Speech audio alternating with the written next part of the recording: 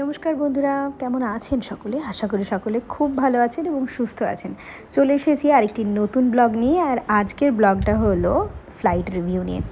আজকে আমরা চলেছি কলকাতা থেকে ম্যাঙ্গালোর ভায়া ব্যাঙ্গালোর। তো আমাদের ফ্লাইট ছিল এয়ার ইন্ডিয়া এক্সপ্রেস। তো কলকাতা থেকে আমাদের ফ্লাইটের ডিপার্চার টাইম ছিল 1:50। আমরা এয়ারপোর্টে পৌঁছে গেছিলাম 12:10-15 নাগাদ। তারপরে সমস্ত রুলস অ্যান্ড রেগুলেশন কমপ্লিট করার পরে, অর্থাৎ লাগেজ চেক ইন এবং সিকিউরিটি চেকিং করার পরে আমরা পৌঁছে গেছিলাম ডিপার্চার গেটের সামনে। প্রায় তখনও বেশ টাইম ছিল, আধ ঘন্টা মতো হাতে সময় ছিল ফ্লাইট ছাড়ার জন্য। আর এখানে air India express flight already চলে এসেছে। আমি, আমার হাজব্যান্ড এবং আমার ছেলে 3 জনে ট্রাভেল করছিলাম। তো 3টে সিটের মধ্যে আমার ছেলের আর আমার সিটটা পাশাপাশি ছিল এবং আমার হাজব্যান্ডের সিটটা পড়েছিল অন্য জায়গায়। তো পাশের সিটটা নেওয়ার জন্য আমাদের সিটটাকে পারচেজ করতে হয়েছিল, আর যার চার্জেস ছিল হচ্ছে 2400 টাকা। এবার সিট যদি পারচেজ করা হয় তার জন্য ফুড হচ্ছে কমপ্লিমেন্টারি, তার সাথে হচ্ছে একটা চা এবং জুসও থাকে।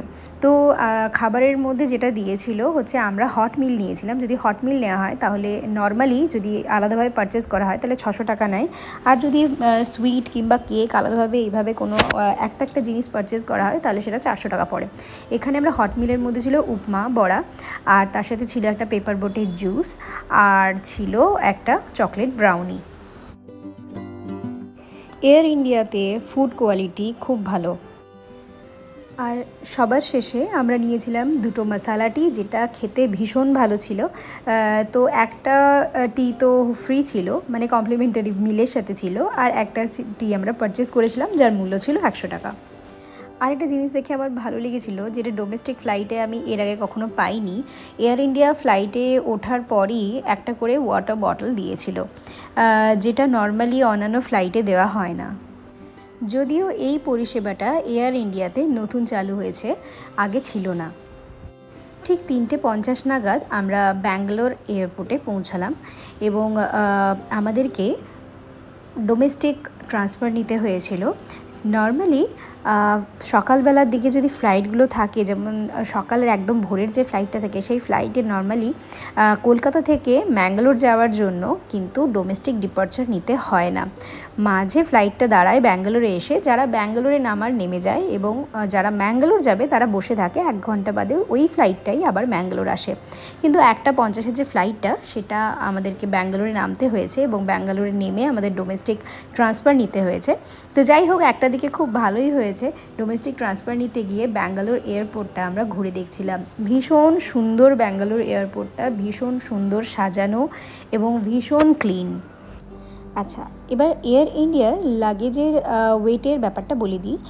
ওয়েট যেরকম নর্মালি ডোমেস্টিক ফ্লাইটের সমস্ত ফ্লাইটেরই ব্যাগেজের ওয়েট হয়, সেরকম লাগেজ ব্যাগ অর্থাৎ চেক ইন ব্যাগের ওয়েট হবে 15 কেজি, প্রত্যেকের 15 কেজি পার হেড।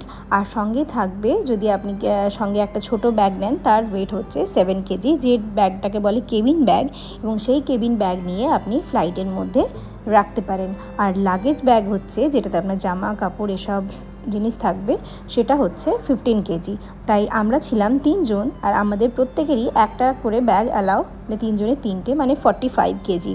ছোট বাচ্চা, মানে 3 বছরের উপরে যে কোনো বাচ্চার জন্য আলাদা সিট পারচেজ করতে হয়, আর তার জন্যও একটা আলাদা ব্যাগ লাগে, সেটাও 15 কেজি ওয়েট থাকবে। সিকিউরিটি চেকিং করার সময় কিন্তু ওয়াটার বা কোনো লিকুইড কিছু অ্যালাউ নয়। সিকিউরিটি চেকিং হয়ে যাওয়ার পরে যখন ফ্লাইটে বোর্ডিং দেওয়া শুরু হবে, তার আগে ওখান থেকে জল ভরে নেওয়া যায়। এগুলো বলার উদ্দেশ্য এই কারণেই, যারা নতুন বা প্রথমবার ফ্লাইটে যাবেন তাদের জন্য এগুলো একটা বড় কোয়েশ্চেন হয়ে দাঁড়ায়। আর অবশ্যই বাড়ির তৈরি খাবার বা বাড়ির রান্না করা খাবার কিন্তু তৈরি করে নিয়ে যেতে পারেন, যেটা আপনার কেবিন ব্যাগে রাখা যাবে।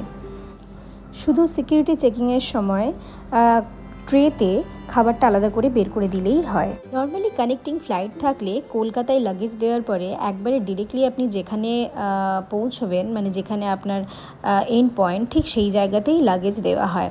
কিন্তু ব্যাঙ্গালোরে নেমে আমাদেরকে ব্যাগ নিতে হয়েছিল। ব্যাগ নেওয়ার পরে আবার সেকেন্ড রাউন্ডে আমাদের লাগেজ চেক ইন করে, সিকিউরিটি চেকিং করে তারপরে আমরা ফ্লাইটে উঠলাম আবার ম্যাঙ্গালোর যাওয়ার উদ্দেশ্যে। তো আমাদের 5:50 ফ্লাইটে ওঠার সময় ছিল, সেটা অনেক ডিলে হয়ে গিয়ে 5:30টায় আমরা ফ্লাইটে উঠলাম। ব্যাঙ্গালোর থেকে ম্যাঙ্গালোর যাওয়ার সময়ও ফ্লাইটের সিট ওই একই রকমই ছিল, মানে আমার আর আমার ছেলের পাশাপাশি ছিল, হাজব্যান্ডের অনেক দূরে ছিল, কিন্তু এখানে কোনো সিট পারচেস করতে হয়নি। তো আমার পাশে সিটে যিনি ছিলেন উনি আমার হাজব্যান্ডের সিটের সাথে এক্সচেঞ্জ করে নিয়েছিলেন, তো কোনো সমস্যা হয়নি।